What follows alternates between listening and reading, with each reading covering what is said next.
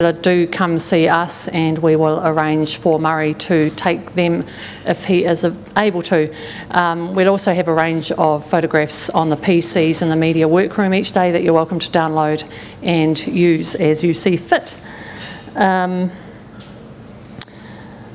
Hopefully most of you have downloaded the Trends app onto your smartphones. It tells you everything you need to know about Trends, the exhibitors, the buyers who are here. What else do I have to tell you about? Is there an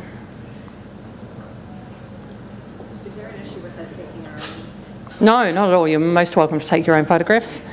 Yeah, I think that's the key points, but if there's anything that you do need, please just come and ask.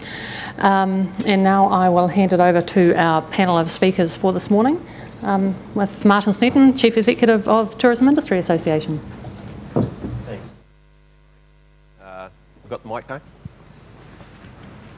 Is that working all right? Yeah, you can hear me okay. Welcome to New Zealand. Those of you that have travelled to be here, to our own media, very warm welcome to you as well, and everyone sitting down the back. You know, this is the first time I've been at Trends. I have popped in a couple of times in previous years in my previous role with the Rugby World Cup, just to tell the audiences about what was building up to what happened in New Zealand in 2011. But this is the first opportunity I've had to actually be involved in a Trends event from start to finish. I've been in the tourism industry now about 10 months. I wondered after the Rugby World Cup how you could get involved in something that would generate anywhere near as much excitement and interest. And then I found tourism, and it's got all the attributes of sport. You have these fantastic highs, and we're going to hear this morning a little bit about, I think we're on a bit of a high at the moment. You have your disastrous moments. It goes in all sorts of directions. Lots of great people that have got fantastic passion for what they do, and really enjoy interacting with each other, and it's a pleasure just to be inside the business.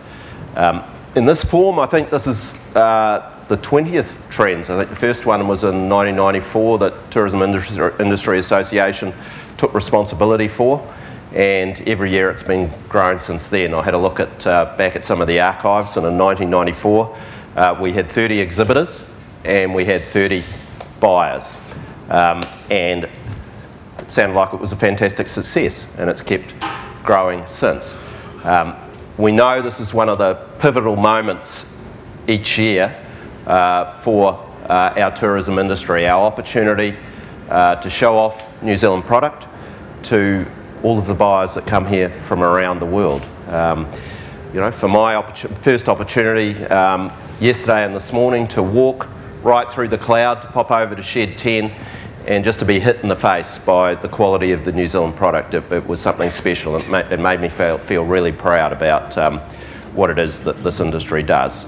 It is really at the heart of New Zealand. It's not just there in terms of the economy, even though it makes a really significant contribution to New Zealand's economy, but I think it provides so much of who New Zealanders are, and the vibrancy and the profile for a little country really tucked away at the end of the world. It's our opportunity to be seen around the world, and for people to start to get to know what New Zealand is about and what New Zealanders are about. So that's really exciting to be in the middle of this. What we're going to do today is we're going to hear from three very senior CEOs in the tourism industry. For those of you who were here half an hour ago and listened to Dr. Pavel Grosevich, you would have heard a lot about New Zealanders should be thinking really hard about what is happening right around the world, a generational change that is happening where the centre of gravity for the world economy, and including in that tourism, is shifting, and it's shifting into Asia. And Pavel was being incredibly provocative, challenging New Zealand operators, challenging our industry to get used to the fact that we are in a period of very significant change. We are not going to go back to the the status quo. We are going to keep moving forward on this change path, and the reality is we not only have to get used to that, but we have to work out where's our best place to be in this. And what he's saying to us is,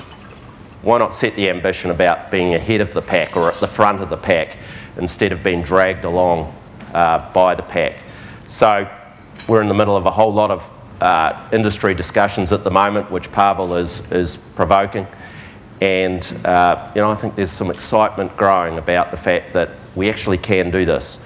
Now, three chief executives that we've got today: Kevin Bowler, who's head of Tourism New Zealand; Christopher Luxon, who's just taken over at the head of Air New Zealand; and Adrian Littlewood, who likewise has just taken over at the head of Auckland Airport.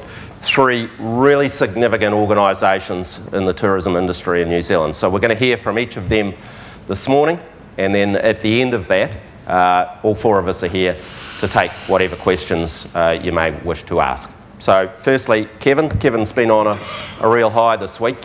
Some of you were here yesterday for the announcement by the Prime Minister of the extra money that's going into tourism.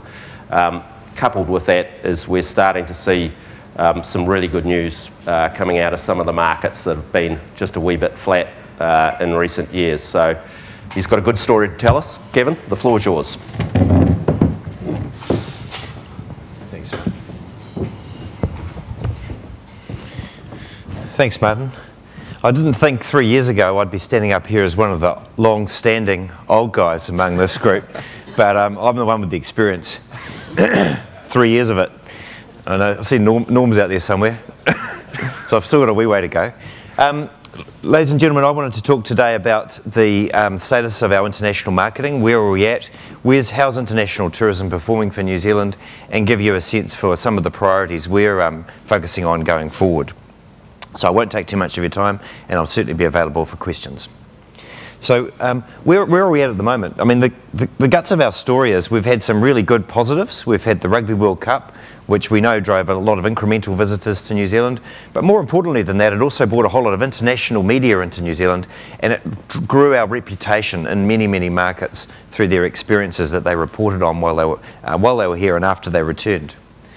We've had the first premiere of the 3 movies that Peter Jackson's made around The Hobbit in Wellington last December, and we're starting to see the effect of our association between Middle-earth and New Zealand, which we've helped build, Air New Zealand's helped build, and many marketing partners have contributed to. We put quite a lot more emphasis on business events, and we're seeing growth in terms of our arrivals and our interest in New Zealand as a place to come for conferences. And of course, we're close to, hopefully, announcements around major convention centres in Christchurch, Queenstown, and of course in Auckland. And we've benefited from the experience of great growth from China.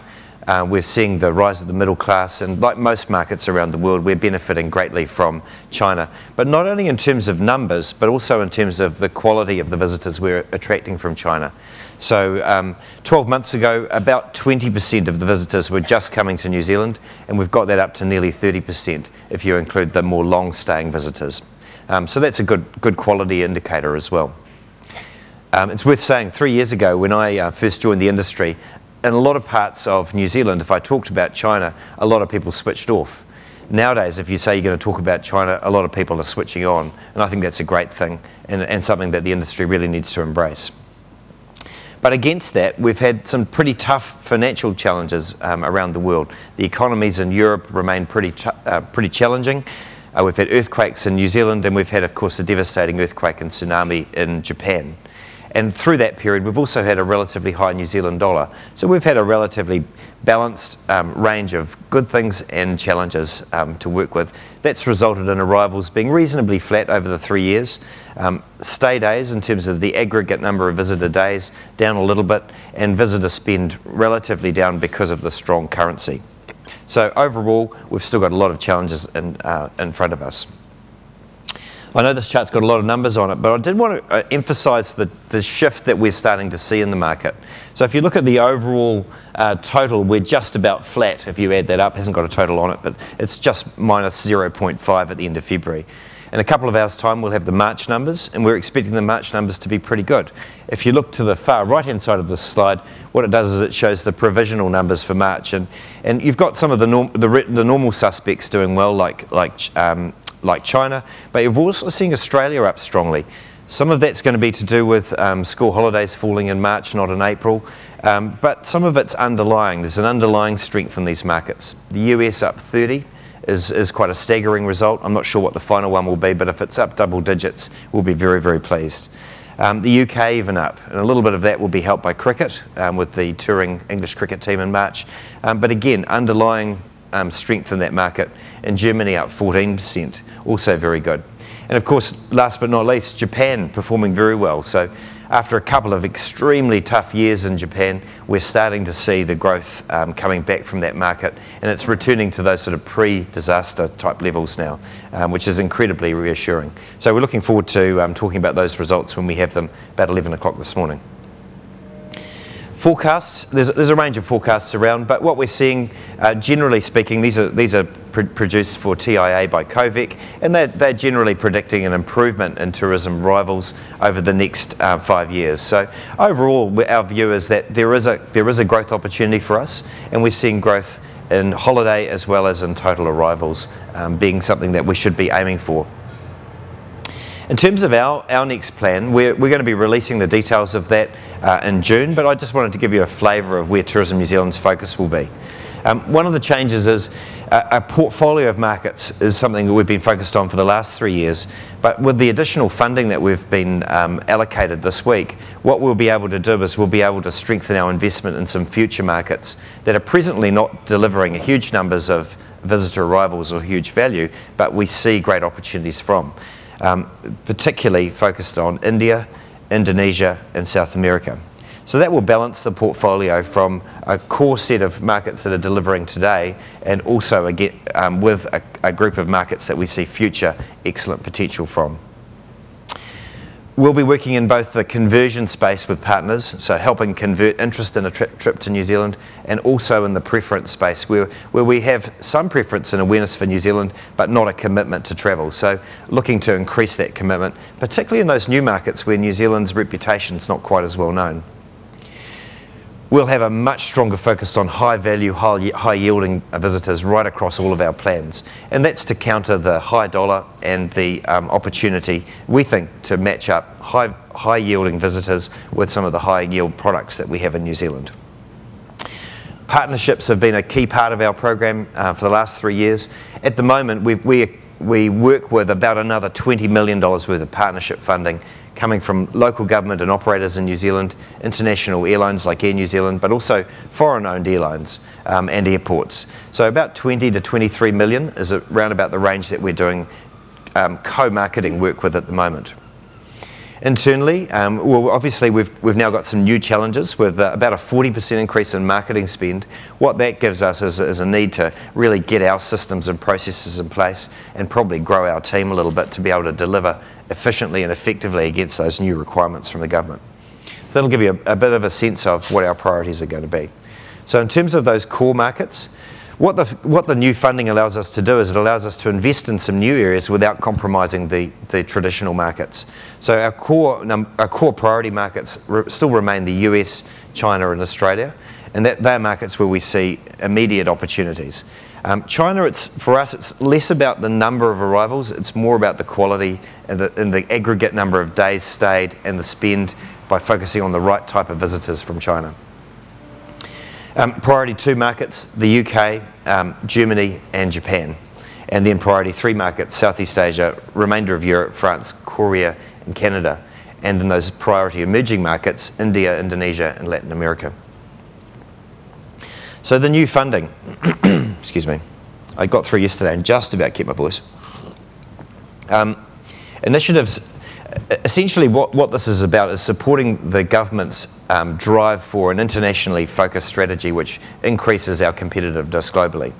And it's part of contributing to the growing exports to 40% of our GDP. So the priority areas for funding are those emerging markets I've talked about, the international business events sector. With new conference facilities being planned in New Zealand, we need to raise our profile as a place to host meetings and for small to medium-sized conferences, and obviously invest in incentive travel. We're going to have a much stronger focus on the premium travel sector, so that those visitors who are staying in premium accommodation, using premium transport services, and obviously travelling in premium segments of the aircraft. And then we've been given the opportunity to really focus on some of our core markets where we've seen opportunities. So one of the things I'm really excited about is we'll be able to return a lot of the investment that we've taken out of Japan. So Japan's marketing commitment will be more like pre-earthquake levels. We'll be adding quite a lot more money into that market. We'll be able to capitalise on the premieres for The Hobbit in Los Angeles this year and in London next year. By adding an extra money in to create some big activations around those premieres, further cementing the connection between Middle-earth and New Zealand. We'll also be able to drive our focus on special interest areas and special interest travel. We know from our studies that people who come to New Zealand to pursue a special interest tend to stay longer and spend more than those that are just regular visitors. So that's an area of interest. So that'll be things like golf, guided walking, cycling, taking advantage of the new cycleways as they take shape. So there's a range of different initiatives across number 4, lifting yield and performance from core markets. And then and essentially joining all that together and encouraging the aviation connectivity between New Zealand and other parts of the world, particularly some of those emerging markets. So that's the story of our current plan. We'll be releasing more details about that in June, but I wanted to give you a sense of where we're at with overall business. Our sense is that we've got a strong performance we'll see later on in the day from March, and our view looking into the remainder of this calendar year is pretty optimistic, more so than it's been since the GFC really affected us. So thank you. I'll take questions at the end. Thanks.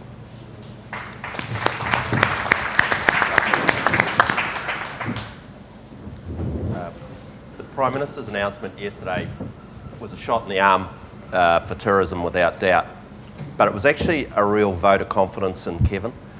It's a tough job running something like Tourism New Zealand, where the nation expects Tourism New Zealand to make sure that New Zealand is sold really well to everywhere in the world.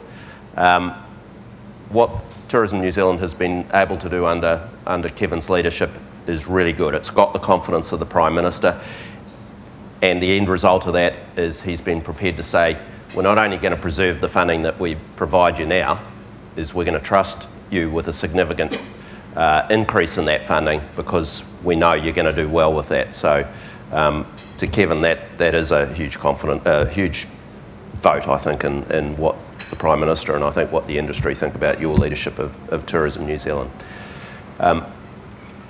As I was getting inducted into tourism, and I think that induction will probably carry on for the whole time I'm in this job, one statistic which is blindingly obvious was given to me, and that is that of the 2.6 million visitors we get every year, 99% of them arrive in New Zealand in an aeroplane.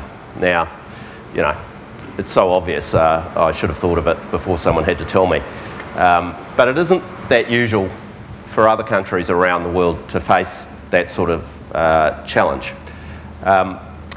What it does demonstrate is how important our air services arrangements are and the operators that are operating in that field. Air New Zealand has been an outstanding provider of those services to New Zealand for a long, long time. But it's also been a world leader in its own right.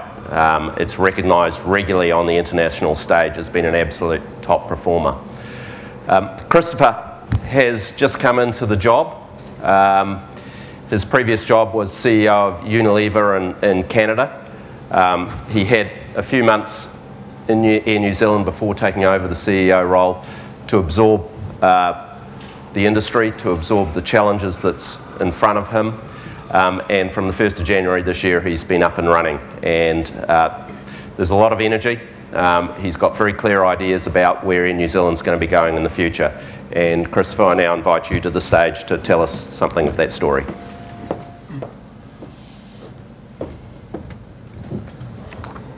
Well, good morning, everyone. It is a real pleasure to be here in my first Trends conference as CEO of Air New Zealand.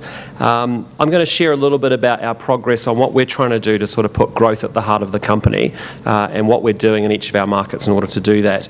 And we believe through our new Go Beyond plan, which is our 5-year growth plan, that we can step change the performance of Air New Zealand, make it much more aggressively growing, and in doing so actually help support the industry do the same as well. So.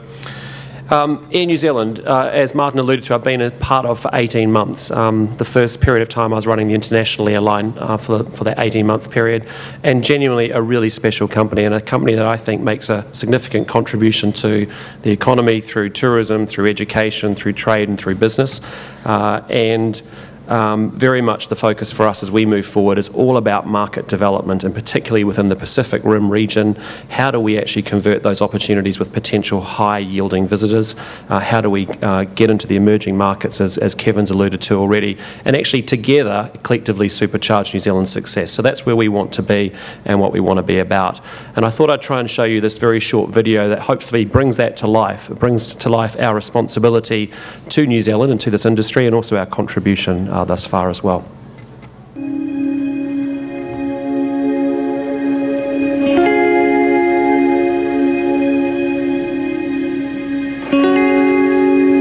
There is a strong bond between Air New Zealand and our country, a bond forged by common goals and ideas. Over the past 7 decades, we've worked hard to contribute to the heartbeat of the nation. A study's been carried out by the New Zealand Institute of Economic Research to cast more light on the economic and social impact of this relationship. While many airlines don't see the business sense in servicing airports of towns with small populations, we see it as part of our role in linking the country. We're the only carrier servicing 21 of New Zealand's airports, including smaller centres like Blenheim, Kirikiri and Hokitika. 84% of the country's domestic passengers travel with Air New Zealand. This is a fact we take great pride in. With around 10,000 staff in New Zealand, our airline is a major employer. In the past 10 years, we've paid over $450 million in dividends to our major shareholder, the Crown.